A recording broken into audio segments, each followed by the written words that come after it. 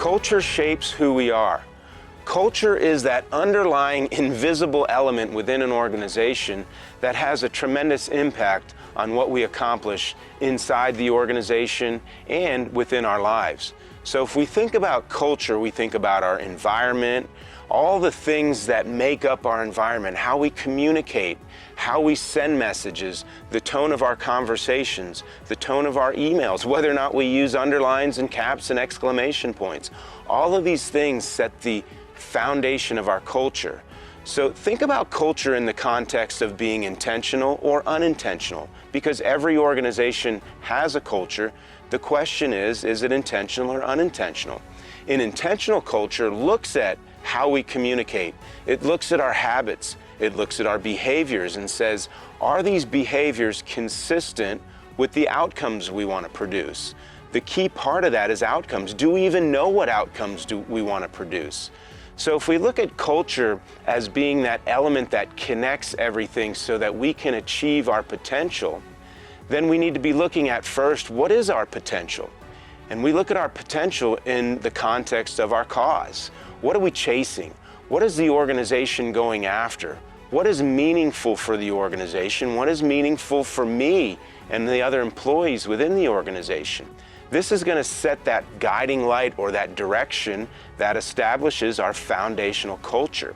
Think of the power of a group of people that are truly unified in something important and significant, working together, identifying goals, objectives, outcomes, and knowing that I can reach my potential because of the things that we do together. And that culture really establishes something unique so that we can go after it and become something important in our lives. The question is your culture red side focused or green side focused?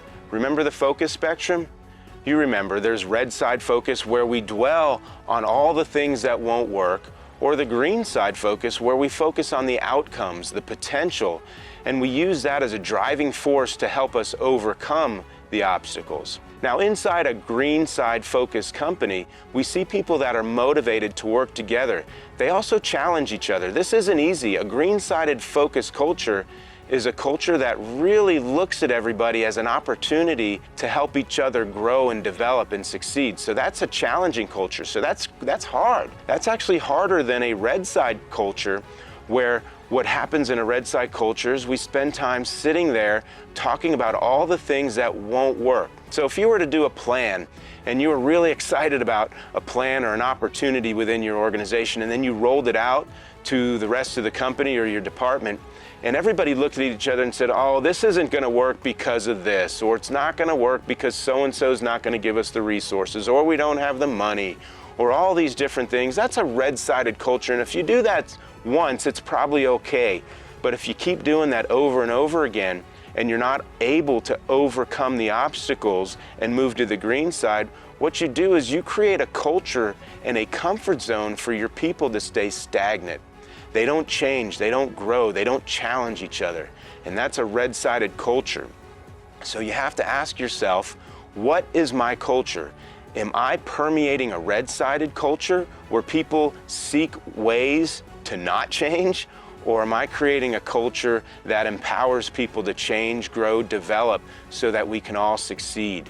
So the idea of culture is important because you have to identify what culture are you breeding.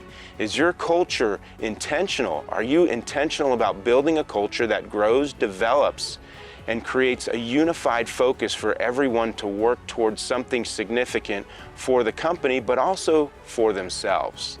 Culture is the first block on the strategy whiteboard for a reason. That's because it sets the foundation, it sets the guiding light for everything else to follow. So the first thing we do is we develop and identify what our culture truly is. What do we want to accomplish within our culture? And how do we want our culture to be the catalyst to help our strategies succeed? So that's why it's the first block on the strategy whiteboard, and it sets the platform for everything else to follow. Now, if we, through our culture, identify what our potential is, now we have something that's meaningful for people.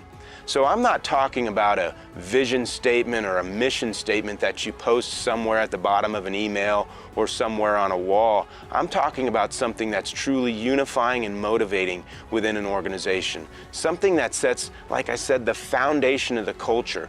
What's really meaningful? When your people leave and they don't work with you anymore, I want to know what they think about your organization. How did you empower them? How did you bring them together? How did you motivate them, energize them? How did you create something unified that they can go after?